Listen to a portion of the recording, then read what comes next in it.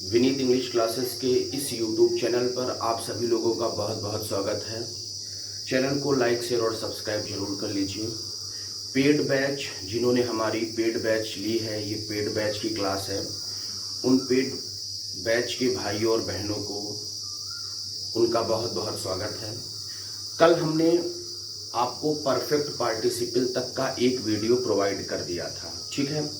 आज उसके आगे के हमारा टॉपिक है। आज का हमारा टॉपिक है फ्रेज एंड क्लॉज। सिंथेसिस में ही हमारा आज का टॉपिक है फ्रेज एंड क्लॉज। हम आपको पढ़ने का तरीका बता दे रहे हैं। पहले हमारे वीडियो को एक बार आप देखा करिए ओरल में, फिर उसकी एक नोट्स बनाया करिए और फिर उसके बाद आप जो है वो एक बार फिर से देख लिया करिए, मामला सॉल्व हो जाएगा। टॉपिक चल रहा है सिंथेसिस, ठीक है। परफेक्ट पार्टिसिपल तक हमने आपको पुराना वीडियो प्रोवाइड कर दिया था। आज हम आपके सामने फ्रेज एंड क्लॉज का मुद्दा उठा रहे हैं। आप वीडियो को जो है वो पूरा देखिएगा, पूरा अच्छे से देखिएगा, पूरा ध्यान से देखिएगा। सबसे पहले आप समझिए फ्रेज कहते किसे हैं, फ्रेज कहते किसे हैं, क्लॉज किसे कहते हैं, आप समझिएगा। देखिए, अगर आप हमारी अभी भी पेड बैच लेना चाहते हैं तो मैंने फीस को 700 कर दिया है, लेकिन फीस का अभी भी कोई इशू नहीं है। अगर आप हमसे जुड़ना चाहते हैं तो आज तक के लिए आपको 499, वही हमारी पुरानी फीस जो मैंने बढ़ाई थी 499, आज तक के लिए आपको पेड बैच में एडमिशन हम ले सकते हैं, लेकिन केवल आज तक, ठीक है। फिर आज के बाद 5 तारीख तक 700 ही फीस लगेगी, कल के बाद, ठीक है। तो फ्रेज किसे कहते हैं? फ्रेज कहते हैं कि किसी भी वाक्य का वह टुकड़ा, ध्यान दीजिएगा, किसी भी वाक्य का वह टुकड़ा जिसमें कोई फाइनाइट वर्ब नहीं होती है। हमने पेड बैच में आपको बताया था कि फाइनाइट वर्ब किसे कहते हैं? जिस भी वर्ब के पहले सब्जेक्ट या हेल्पिंग वर्ब आई हो उस वर्ब को फाइनाइट वर्ब कहते हैं। तो किसी भी वाक्य का वह टुकड़ा जिसमें कोई फाइनाइट वर्ब नहीं होती उसे फ्रेज कहते हैं। और किसी भी वाक्य का वह टुकड़ा, किसी भी वाक्य का वह टुकड़ा जिसमें कोई फाइनाइट वर्ब हो उसे क्लॉज कहते हैं। ध्यान से पेड बैच वाले बड़े ध्यान से वीडियो को देखिएगा, अच्छे से वीडियो देखिए। क्लासेस में जो कंटेंट प्रोवाइड कराए जाएंगे वो बहुत अच्छे प्रोवाइड कराएंगे और आपकी परसों से वोकैब की भी क्लासेस आपको पेड बैच में मिलेगी। और जब हम प्रेजेंट पार्टिसिपल पे पहुंचेंगे तो वहां पर आपको एक्सरसाइज भी मिलना स्टार्ट हो जाएगी। तो किसी भी वाक्य का, यानी किसी भी वाक्य का वह टुकड़ा जिसमें कोई फाइनाइट वर्ब नहीं होती उसे फ्रेज कहते हैं। और किसी भी वाक्य का वह टुकड़ा जिसमें कोई फाइनाइट वर्ब होती है उसे हम क्लॉज कहते हैं। जैसे मैंने लिखा कि taking his pen he went, मैंने क्या लिख दिया? हमने लिखा taking his pen he went to market. मैंने मान लीजिए ये सेंटेंस लिख दिया। तो आप देखिए, किसी भी वाक्य का एक टुकड़ा है टेकिंग हिज पेन और किसी भी वाक्य का एक टुकड़ा हुआ ही वेंट टू मार्केट, ठीक है। अब देखिए, टेकिंग ये जो है ना, ये नॉन फाइनाइट वर्ब है। क्यों? क्योंकि इसके पहले सब्जेक्ट नहीं है। और वेंट जो है ये फाइनाइट वर्ब है। तो जिसमें नॉन फाइनाइट वर्ब आएगी वो आपका हो जाएगा फ्रेज। जिसमें नॉन फाइनाइट वर्ब आएगी वो आपका क्या होगा? फ्रेज। और जिसमें फाइनाइट वर्ब आएगी वो आपका हो जाएगा क्लॉज। तो किसी भी वाक्य का ऐसा टुकड़ा जिसमें कोई फाइनाइट वर्ब ना हो उसे फ्रेज कहते हैं। जैसे मैंने लिखा he asked me if he was calling, मैंने लिखा he asked me if he was calling। अगर मैंने चेक किया तो he asked me एक वाक्य का ये टुकड़ा बना, he was calling एक वाक्य का ये टुकड़ा बना। आप देखेंगे तो asked ये जो है ये फाइनाइट वर्ब है और आप यहां देखेंगे तो calling भी आपकी एक फाइनाइट वर्ब है। तो यहां भी एक फाइनाइट वर्ब है, यानी ये भी क्लॉज हो गया, और यहां भी एक फाइनाइट वर्ब है, ये भी क्लॉज हो गया। तो किसी भी वाक्य का वह टुकड़ा जिसमें कोई फाइनाइट वर्ब ना हो, अर्थात नॉन फाइनाइट वर्ब हो, उसे फ्रेज कहा जाता है। और किसी भी वाक्य का वह टुकड़ा जिसमें कोई फाइनाइट वर्ब हो उसे क्लॉज कहा जाता है। आपको आई थिंक समझ में आ गया होगा, एक बार देख लीजिए। चलिए, अब फ्रेज और क्लॉज के बाद हम आपको एक मुद्दा बहुत अच्छा समझाने चल रहे हैं, बहुत ही इंपॉर्टेंट टॉपिक है कंजक्शन। फ्रेज और क्लॉज के बाद हम आपको टॉपिक समझाने चल रहे हैं कंजक्शन किसे कहते हैं। ध्यान दीजिएगा, कंजक्शन किसे कहते हैं। दो क्लॉज, ध्यान दीजिए, दो क्लॉज आपस में जिस शब्द से जुड़ते हैं उसे कंजक्शन कहा जाता है। दो क्लॉज आपस में जिस शब्द से जुड़ते हैं उसे कंजक्शन कहा जाता है। या कंजक्शन की एक और डेफिनेशन आप कह सकती हैं कि दो वाक्यों या दो शब्दों को आपस में जिस शब्द से जोड़ा जाता है उसे ही कंजक्शन कहा जाता है। दो क्लॉज चाहे जुड़े, चाहे दो शब्द आपस में जुड़े, ठीक है, चाहे दो वाक्य आपस में जुड़े, चाहे क्लॉज जुड़े, क्लॉज जुड़ेगी तब भी कंजक्शन होगा, वाक्य जुड़ेंगे तब भी कंजक्शन होगा, और शब्द जुड़ेंगे तब भी कंजक्शन होगा। तो क्या कह सकते हैं डेफिनेशन कि दो क्लॉज आपस में जिस शब्द से जुड़े उसे ही कंजक्शन कहा जाता है। ध्यान दीजिएगा, इसको आप अपने नोट्स में नोट डाउन करिएगा। दो क्लॉज लिखी हो, क्लॉज किसे कहते हैं, वाक्य का वह टुकड़ा जिसमें कोई फाइनाइट वर्ब हो उसे क्लॉज कहते हैं, जिसमें कोई फाइनाइट वर्ब ना हो उसे फ्रेज कहते हैं। तो क्लॉज कंजक्शन क्या है, दो क्लॉज आपस में जिस शब्द से जुड़े उसे हम कहते हैं कंजक्शन। और ये याद रखिएगा, कंजक्शन कुल दो होते हैं, ध्यान दीजिएगा। एक होता है सबऑर्डिनेट कंजक्शन, एक आपका होता है सबऑर्डिनेट कंजक्शन, और एक आपका होता है कोऑर्डिनेट कंजक्शन। ध्यान दीजिएगा, बहुत ही इंपॉर्टेंट है। कंजक्शन कुल दो प्रकार के होते हैं, एक होते हैं सबऑर्डिनेट कंजक्शन और एक होते हैं कोऑर्डिनेट कंजक्शन। लेकिन अनदर जगह आपको ये नहीं बताया जाएगा कि सबऑर्डिनेट किसे कहते हैं, कोऑर्डिनेट किसे कहते हैं। मैं आपको बता दे रहा हूं, अगर कोई कंजक्शन अगली वाली क्लॉज पर निर्भर है तो उसे हम कहते हैं सबऑर्डिनेट कंजक्शन। अगर कोई क्लॉज, जैसे आप अपने पेरेंट्स पर डिपेंड है ना, तो आप कंजक्शन सबऑर्डिनेट हुए। लेकिन अगर आप गवर्नमेंट जॉब पा गए तो आप अपने माता पिता पर डिपेंड नहीं है, तो आप वो कंजक्शन है कोऑर्डिनेट। अगर आप जॉब नहीं पाए हैं, ठीक है, तो आप अपने माता पिता पर डिपेंड है, अगर वो पैसा भेज रहे हैं 2-4-5 हजार, तब आप प्रयागराज में पढ़ रहे हैं, तो ये कंजक्शन आपकी होगी सबऑर्डिनेट। मतलब जितने भी सबऑर्डिनेट कंजक्शन होते हैं वो अगली वाली क्लॉज पर डिपेंड होते हैं, अगली वाली क्लॉज पर निर्भर होते हैं। लेकिन जितने भी कोऑर्डिनेट कंजक्शन होते हैं ये किसी भी क्लॉज पर निर्भर नहीं होते। फिर से आप सुन लीजिए, सबऑर्डिनेट कंजक्शन अगली वाली क्लॉज पर डिपेंड होते हैं, ठीक है, लेकिन कोऑर्डिनेट कंजक्शन किसी भी क्लॉज पर डिपेंड नहीं होते। मतलब आप सबऑर्डिनेट कंजक्शन कह सकते हैं ऐसे कंजक्शन, आप डेफिनेशन कह सकते हैं ऐसे कंजक्शन जो दूसरों पर आश्रित रहने वाले, जो दूसरों पर क्या रहने वाले, आश्रित रहने वाले, दो दूसरों पर आश्रित रहने वाले उपवाक्यों को जोड़ते हैं, उपवाक्यों को जोड़ते हैं। मतलब उसने कहा कि ऐसे कंजक्शन जो दूसरों पर आश्रित होते हैं, दूसरे क्लॉज पर डिपेंड होते हैं, दूसरी उपवाक्य माने दूसरी वाली क्लॉज पर ये डिपेंड होते हैं, ऐसे कंजक्शन को सबऑर्डिनेट कहते हैं। लेकिन ऐसे कंजक्शन जो दो स्वतंत्र उपवाक्यों को जोड़ते हैं, उपवाक्य का मतलब क्या होता है, क्लॉज को जोड़ते हैं, उपवाक्य का मतलब क्या होता है, क्लॉज। ऐसे कंजक्शन जो दो स्वतंत्र उपवाक्यों को जोड़ते हैं और उनके अर्थ भिन्न भिन्न होते हैं, मतलब उनके जो क्लॉज के अर्थ होंगे वो किसी पर निर्भर नहीं होंगे और उनके जो अर्थ होंगे वो भिन्न भिन्न होंगे, अर्थात अलग अलग होंगे, तो ऐसे कंजक्शन को कोऑर्डिनेट कंजक्शन कहा जाता है।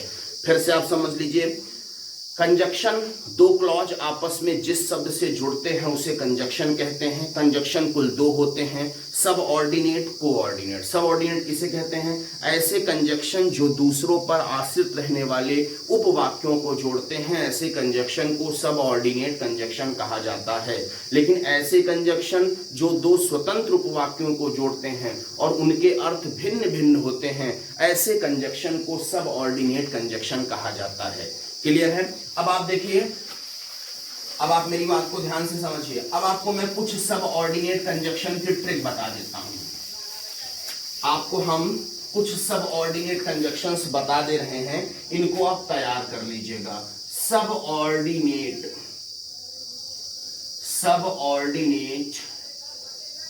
कंजक्शन, आपको हम कुछ सब ऑर्डिनेट कंजक्शंस बता ही देते हैं, आप इनको ध्यान से देखिएगा, ठीक है। सब ऑर्डिनेट कंजक्शन, चलिए ध्यान से देखिएगा।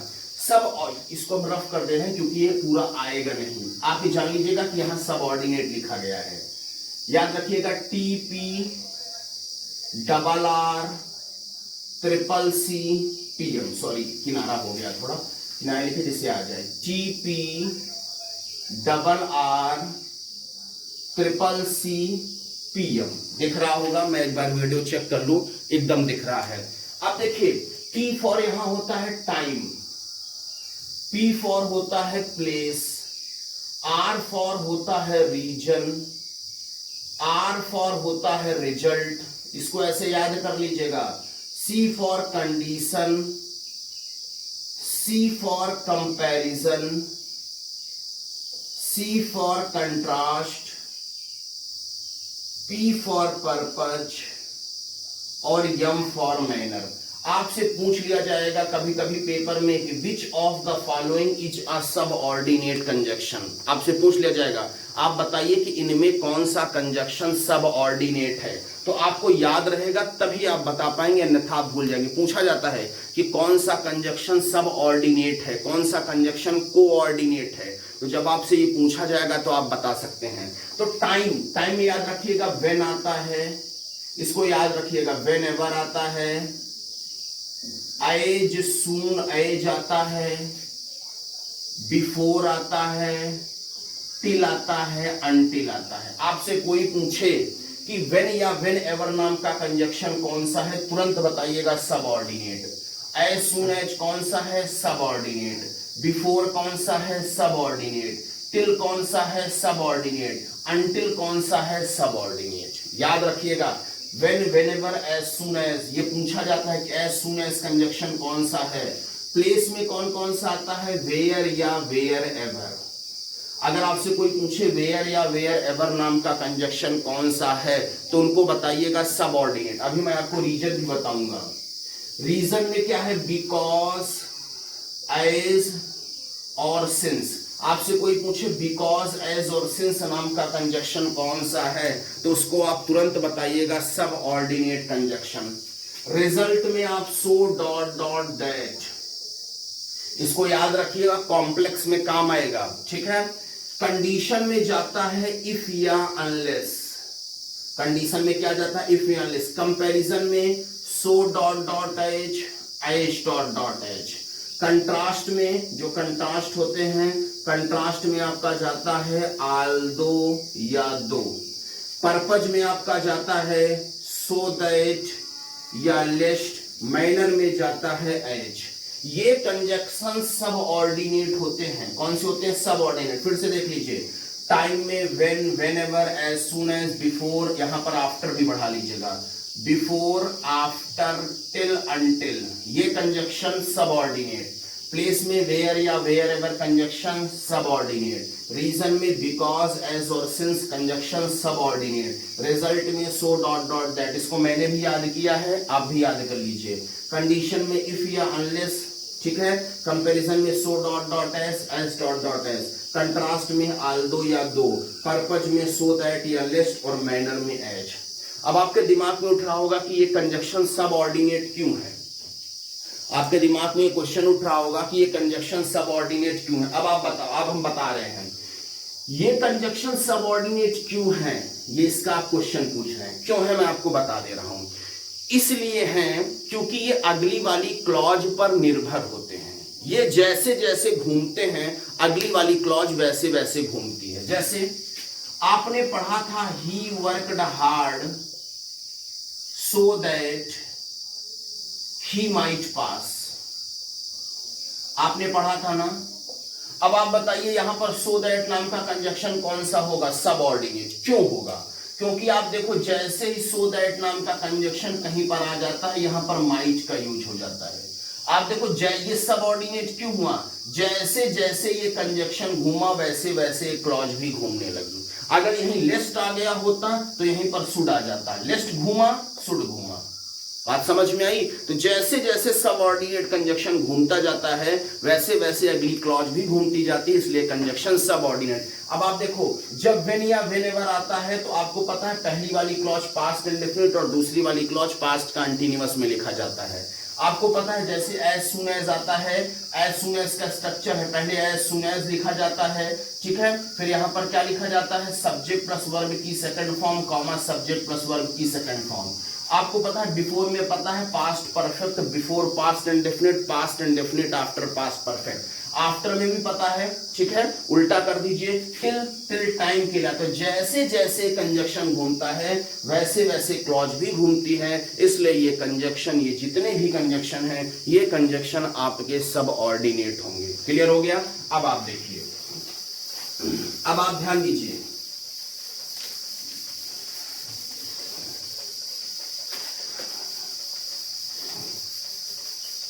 अब आप ध्यान दीजिए, अब आपको हम बताने चल रहे हैं कि कोऑर्डिनेट। अब आप देखिए ये जो कोऑर्डिनेट होते हैं ना दोस्त, कोऑर्डिनेट कंजक्शन, ये कोऑर्डिनेट कंजक्शन ना लिटरल 4 होते हैं। ये जो कोऑर्डिनेट कंजक्शन होते हैं, ये कोऑर्डिनेट कंजक्शन कुल 4 होते हैं। कितने होते हैं? 4। कौन कौन से? ध्यान दीजिएगा। पहला होता है क्यूमुलेटिव, पूछा जाता है, बहुत बार पूछा गया है। अब आप ना तैयार करें तो ये आपकी गलती है, मेरी कोई गलती नहीं है। मैं वीडियो आपको प्रोवाइड पेड में करा दे रहा हूं, अब आप तैयार करिए या ना तैयार करिए, आपकी गलती है। कोऑर्डिनेट कंजक्शन आपसे पूछा जाए कुल कितने होते हैं तो तुरंत बताइएगा 4, क्यूमुलेटिव, अल्टरनेटिव, एडवर्सेटिव और इलेटिव। ठीक है, क्यूमुलेटिव में कौन कौन से आते हैं? And, as well as, both, dot dot and, और not only dot dot but also.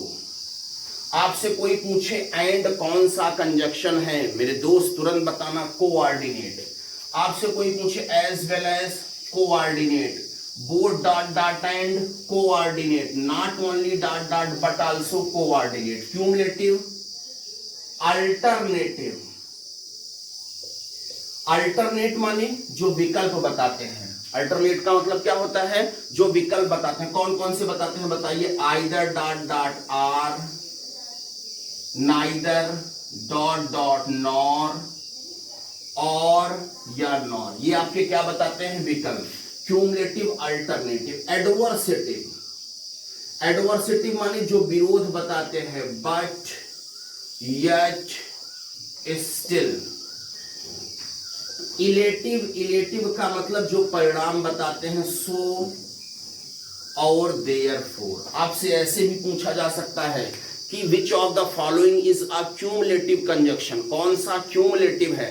तो इनमें से एक दे देगा and, as well as, both dot dot and, not only dot dot but also, ये क्यूमुलेटिव है। आपसे पूछा जा सकता है कि इसमें कौन सा इलेटिव है, तो आपको तुरंत ले जाना पड़ेगा सो और देयरफॉर के पास।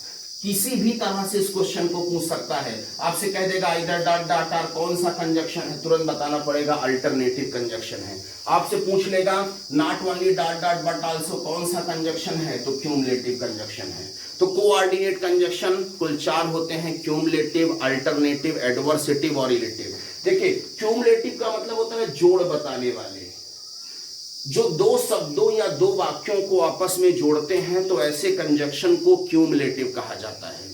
कमेंट बॉक्स में बताइए पेड वाले हमारे दोस्त कि आपको वीडियो, जो पहला वीडियो दिया था वो कैसा लगा, और ये जो दूसरा वीडियो हम आपको प्रोवाइड कर रहे हैं ये कैसा लग रहा है आपको। जरूर बताइएगा कॉन्सेप्ट आपका क्लियर हो रहा है या नहीं हो रहा है। अब अल्टरनेटिव का मतलब होता है जो विकल्प बताते हैं, याद रखिएगा, अल्टरनेटिव का मतलब जो विकल्प बताते हैं। एडवर्सेटिव का मतलब जो विरोध बताते हैं, ठीक है, और इलेटिव, इलेटिव का मतलब जो आपके परिणाम बताते हैं। कंफर्म हो गया? कंफर्म हो गया कि नहीं?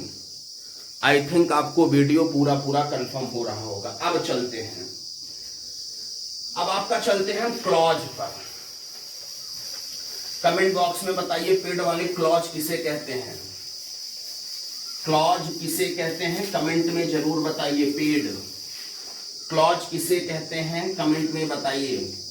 अब देखिए क्लॉज कुल 3 होते हैं, याद रखिएगा। बहुत सारे लोग यहां पर फंस जाते हैं। लोग प्रिंसिपल क्लॉज, सबऑर्डिनेट क्लॉज और कोऑर्डिनेट क्लॉज में डिफरेंस ही नहीं समझ पाते। जब हम आपको पीसी वरेन मार्टिन के क्वेश्चन सॉल्व कराएंगे तब क्लॉज में आपको दमदार चीज सॉल्व कराएंगे। क्लॉज कुल 3 होते हैं। एक होता है प्रिंसिपल, PRINCIPLE, प्रिंसिपल क्लॉज, ठीक है। मेरे पढ़ाने का तरीका कुछ अलग है। सबऑर्डिनेट क्लॉज, ठीक है, सबऑर्डिनेट क्लॉज और कोऑर्डिनेट क्लॉज। आप समझिएगा। देखिए प्रिंसिपल क्या होता है, स्कूल का प्रिंसिपल किसी पर डिपेंड होता है, बताएं आप, नहीं होता। तो वह क्लॉज, ध्यान दीजिएगा, वह क्लॉज जिसमें कोई कंजक्शन ना हो उसे प्रिंसिपल क्लॉज कहते हैं। ध्यान दीजिएगा, वह क्लॉज जिसमें कोई कंजक्शन ना हो उसे प्रिंसिपल क्लॉज कहते हैं। ऐसे याद रखना, प्रिंसिपल किसी पर डिपेंड नहीं होते। जब प्रिंसिपल किसी पर डिपेंड नहीं होते तो वो क्या होते हैं, वो प्रिंसिपल होते हैं, ठीक है, वो मुख्य होते हैं। तो वह क्लॉज जिसमें कोई कंजक्शन हो ही ना उसे प्रिंसिपल क्लॉज कहते हैं। अब आपको सबऑर्डिनेट आ गया होगा। वह क्लॉज जिसमें सबऑर्डिनेट नाम के कंजक्शंस आते हैं, ऐसे क्लॉज को सबऑर्डिनेट क्लॉज कहा जाता है, ठीक है। और वह क्लॉज जिसमें कोऑर्डिनेट नाम के कंजक्शंस बैठे, वो क्लॉज को कोऑर्डिनेट क्लॉज कहा जाता है। वह क्लॉज जिसमें कोई कंजक्शन हो ही ना उसे प्रिंसिपल क्लॉज कहते हैं। वह क्लॉज जिसमें सब ऑर्डिनेट नाम के कंजक्शन आए हों, ऐसी क्लॉज को हम जो है सब ऑर्डिनेट क्लॉज कहते हैं। और ऐसी क्लॉज जिसमें कोऑर्डिनेट नाम के कंजक्शंस आए हों, ऐसी क्लॉज को हम कोऑर्डिनेट क्लॉज कहते हैं। कंफर्म हो गया। कोई भी सेंटेंस ले लीजिए, जैसे आई नो दैट दासन, भाई क्यों आ जाता है तो मेरी इस गरीब की बस्ती में, भाई। I know that the sun rises in the east. कोई भी, you can take any question, you can tell me where you live, कुछ भी आप ले सकते हैं। अब आप देखिए, कंफर्म ध्यान दीजिए, अगर आप निकालेंगे तो आई नो ये एक क्लॉज है, the sun rises in the east ये भी एक क्लॉज है। क्यों क्लॉज है बार बार नहीं बताना पड़ रहा, क्योंकि फाइनाइट है, ये भी फाइनाइट है। अब आप देखिए आई नो, इसमें कोई कंजक्शन नहीं, इसलिए प्रिंसिपल क्लॉज है। अब आप कहेंगे दैट नाम का कंजक्शन कौन सा होता है, सबऑर्डिनेट। ये भी याद रखिएगा, that, who, which, what, where, when, ये भी that, who, which, what, where, ये कंजक्शन आपके सबऑर्डिनेट होता है। दैट भी सबऑर्डिनेट होता है, हु भी सबऑर्डिनेट होता है, विच भी सबऑर्डिनेट होता है। तो यहां पर आप बताइए दैट किस पर डिपेंड है, बताओ दोस्त, दैट किस पर डिपेंड, इस पर ना। तो ये पूरा कौन सी क्लॉज है जिसमें दैट नाम का कंजक्शन आएगा, वो क्लॉज आपकी सबऑर्डिनेट क्लॉज होगी। अब यहां देखिए, यू कैन टेल मी, ये एक क्लॉज हो गई। वेयर यू लिव, ये भी एक क्लॉज हो गई, ये प्रिंसिपल क्लॉज हो गई।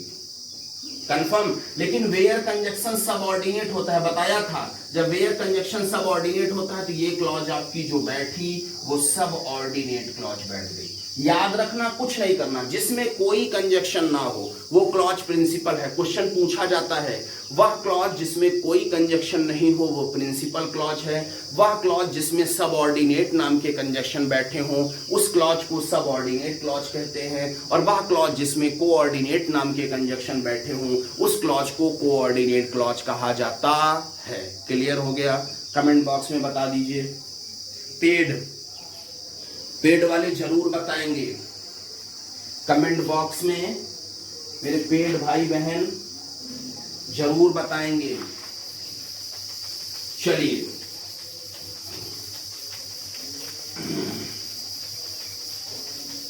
अब आपको लेते हैं, अब आपके सामने एक ऐसा टॉपिक लेते हैं, सिंथेसिस में, केवल सिंथेसिस में सेंटेंस जो होते हैं दोस्त ना, वो कुल 3 होते हैं। याद रखना, एक होता है सिंपल, पूछा जाता है पेपर में। एक सेंटेंस होता है सिंपल सेंटेंस, एक सेंटेंस होता है कॉम्प्लेक्स सेंटेंस, एक सेंटेंस होता है कॉम्प्लेक्स सेंटेंस, और एक सेंटेंस होता है कंपाउंड सेंटेंस।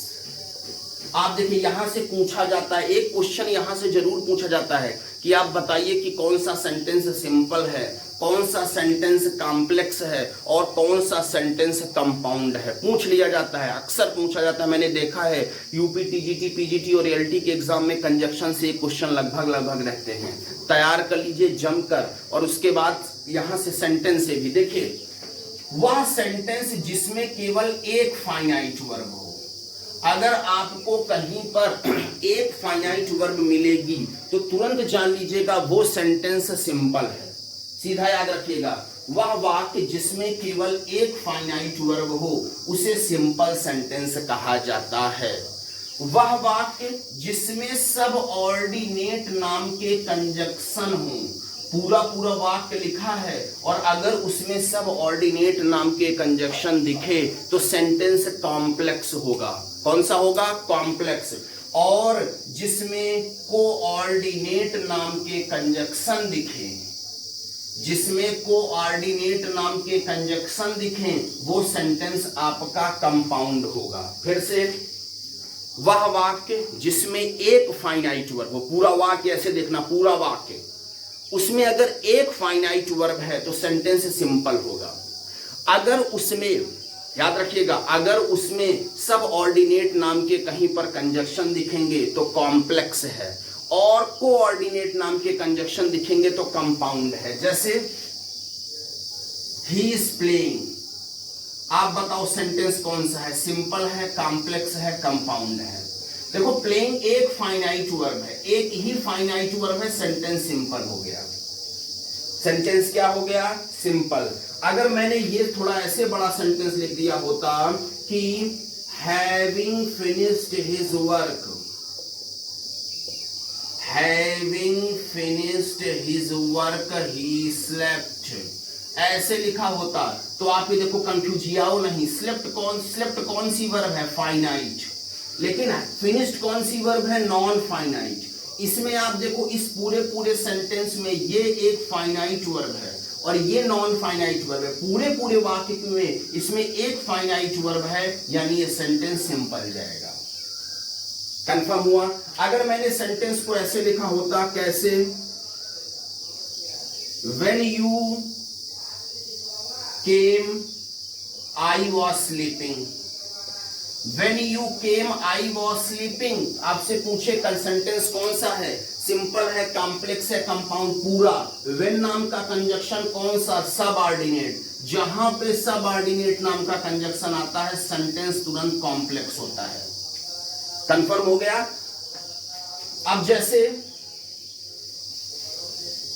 उसने कहा कि जैसे उसने क्वेश्चन कह दिया, ध्यान दीजिएगा, he is playing but she is dancing. He is playing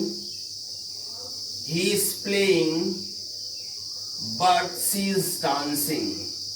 He is playing but she is dancing. but नाम का कंजक्शन कौन सा? आप बताओ। कोऑर्डिनेट। जहां पर कोऑर्डिनेट नाम का कंजक्शन आता है मेरे दोस्त, वो सेंटेंस कंपाउंड होता है।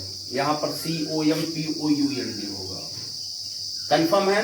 एक क्वेश्चन है, no sooner did I reach the station then the train started. No sooner did I reach then the train started. आप बताना कमेंट में पेड वालों की ये कौन सा सेंटेंस है। ठीक है, तो ये आपका आज का वीडियो नंबर 2 था। कल हम आपको प्रेजेंट पार्टिसिपल, पास्ट पार्टिसिपल बताएंगे और उनकी एक्सरसाइज भी देंगे। पेड वाले बच्चे कमेंट बॉक्स में जरूर बताएं कि आपको वीडियो कैसा लगा, और चैनल को लाइक शेयर और सब्सक्राइब करना ना भूलें। ठीक है, आपको बहुत ज़्यादा धन्यवाद। वीडियो कैसा लगा जरूर बताइएगा आप हमें, क्योंकि आपके लिए हम बहुत मेहनत करते हैं। आप सभी को बहुत धन्यवाद। पढ़ते रहिए, जमकर पढ़िए, 10 से 12 घंटे पढ़िए। कोई प्रॉब्लम हो तो आप हमें कॉल करिए। ठीक है, आप सभी को बहुत ज़्यादा धन्यवाद। Thank you.